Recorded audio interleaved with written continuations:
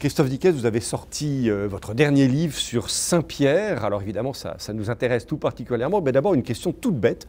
On est sûr que Saint-Pierre a existé? Oui, je pense que cette question est un peu du même niveau. Est-ce que Jésus a existé? Vous savez, j'ai un professeur d'histoire médiévale qui disait que tous ceux qui remettaient en cause l'histoire de Jésus pouvaient sortir du cours. Voilà, il y a plus de preuves sur l'existence de Jésus et de cette communauté qu'il n'y en a sur la guerre des Gaules. Combien de temps vous avez mis pour écrire ce livre? Alors en fait, la source de ce livre, c'est un premier livre que j'avais écrit qui s'appelle Les 12 papes qui ont bouleversé le monde, oui, qui est un livre sur une réflexion sur le pouvoir pontifical à travers l'histoire. Et donc je commençais évidemment par Saint-Pierre. Je voulais aller plus loin, je voulais aussi sortir du Vatican contemporain dont je suis spécialiste, revenir aux origines de ce pouvoir. 4 ans donc pour faire et écrire ce livre. Et alors, 4 ans de proximité avec Saint-Pierre, déjà, c'est si simple que ça de dire que Saint-Pierre est le premier pape, vous voyez, avec toute l'image qu'on a de la papauté. Je pense que c'est le livre qui m'a donné le plus de difficultés, parce que j'ai voulu un livre, pas simplement un livre d'histoire, mais un livre au carrefour de plusieurs sciences. Tout d'abord l'histoire, la sociologie historique, l'économie, puisque je replace Saint-Pierre dans son milieu. Je fais un peu de théologie, je me suis permis d'aller sur ce terrain d'exégèse, mais aussi l'histoire de ce qu'on appelle les représentations. Donc quelle est la place, par exemple, de Pierre dans les premières communautés chrétiennes? Quelle est la place de Pierre dans l'art, dans les arts, puisqu'on le voit à la fois sur des fresques, mais aussi sur les tombeaux romains ou bien sur des coupes, comme on le voit au musée du Vatican. Quel est pour vous, alors avec cette fréquentation assidue de ce premier pape, de Saint-Pierre, quel est son trait de caractère? Quel est l'élément chez lui qui vous a le plus touché?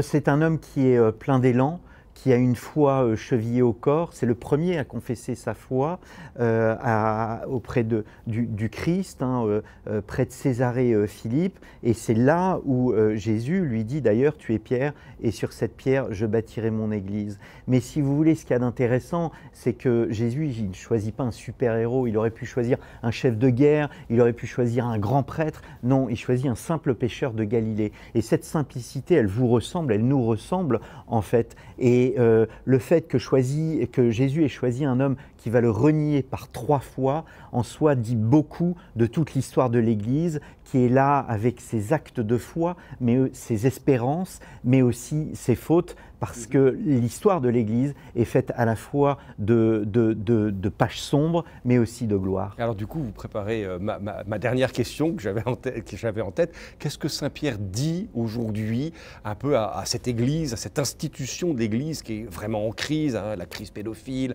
une crise d'autorité au sein de l'Église?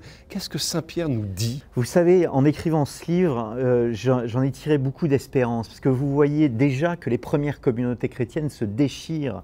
On estime entre 6 et 8 le nombre de tendances au sein des premières communautés chrétiennes. Donc c'est une église qui commence par des crises. Alors Saint-Pierre meurt en martyr, ce qui en soi est un échec, parce qu'il meurt sur la croix, sauf que tout commence avec lui. Donc, et Saint-Pierre, enfin, c'est en cela que mon sous-titre, c'est à la fois le mystère et une évidence, le mystère de ce choix de Jésus qui s'adresse à un homme qui va le renier par 3 fois.